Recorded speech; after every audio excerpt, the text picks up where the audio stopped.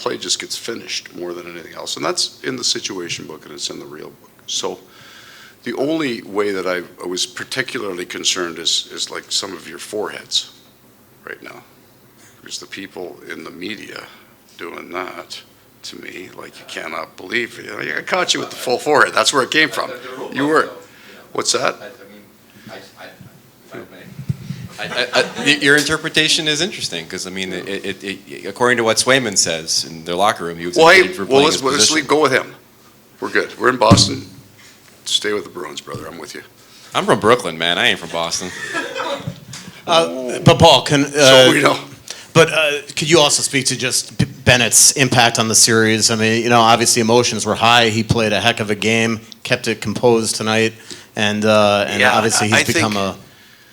There's been lots of energy with this, lots of coverage, and I think you've lost your minds on it, which is fine. You have that right. We've been a very disciplined, very composed team. We have. Fortunately, it's in a good way. It's gone unnoticed. We're all right with that.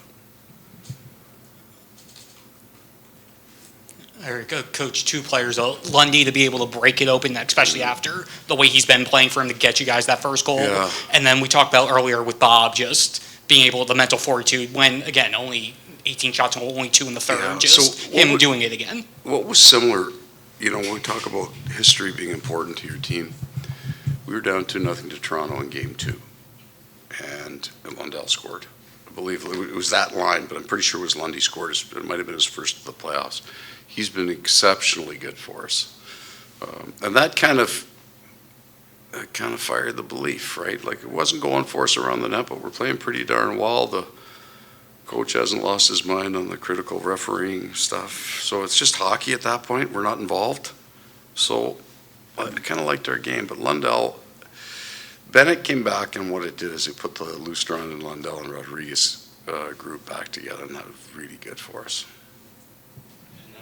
Just doing what he did again. Well, he's had this kind of really unusual playoffs. What's his record now? He's 7-2, and he's got a sub 900.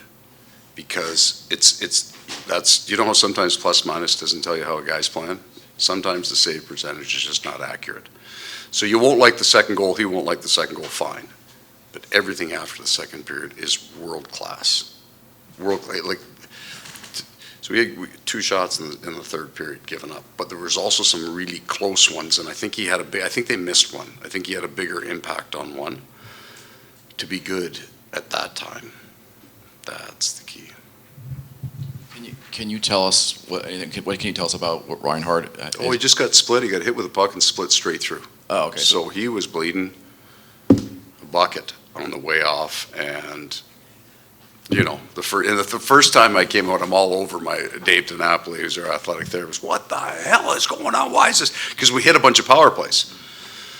And the second time I barked at him, he just grabs my arm and says, "Listen, I've never seen one this bad. It's going to be a while." So it was kind of more of his tone. I just said, "No, just shut up." Kind of like we anger the media in the front. You just kind of.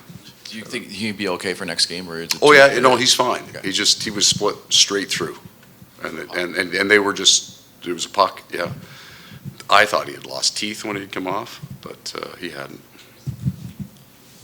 It seemed like in the second, they were doing a pretty decent job in their own zone for about a period and a half. Then it seemed like in the second, you guys really started to gain more zone time. Is there anything to that?